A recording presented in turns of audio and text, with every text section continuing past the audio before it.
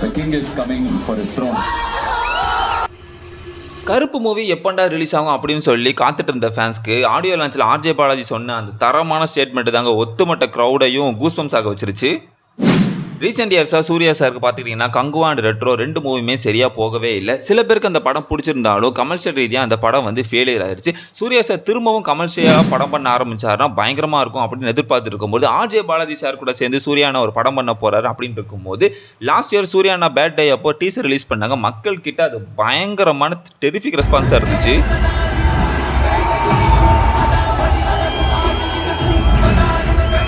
So இந்த படம் எப்படி இருக்கும்ங்கிற எக்ஸ்பெக்டேஷனுக்கு ஆர்ஜே பாலாஜி சொன்ன அந்த தரமான ஸ்டேட்மெண்ட் என்னன்னு பார்த்துக்கிட்டிங்கன்னா, ஒரு கமர்ஷியல் படம் ரொம்ப ஸ்ட்ராங்கான first half and entertaining theatre moments இருக்கிற நம்ம பார்க்கணும்னு ஆசைப்பட்ட சூர்யா சாரை பார்க்கறதுக்கான ஒரு செகண்ட் ஹாஃப்.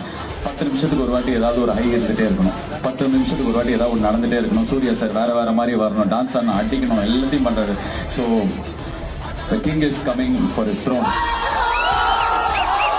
ஸோ நீங்கள் கருப்பு மூவிக்கு எவ்வளோ வெயிட் பண்ணுறீங்கிறத மறக்காமல் கமெண்ட்டில் சொல்லுங்கள்.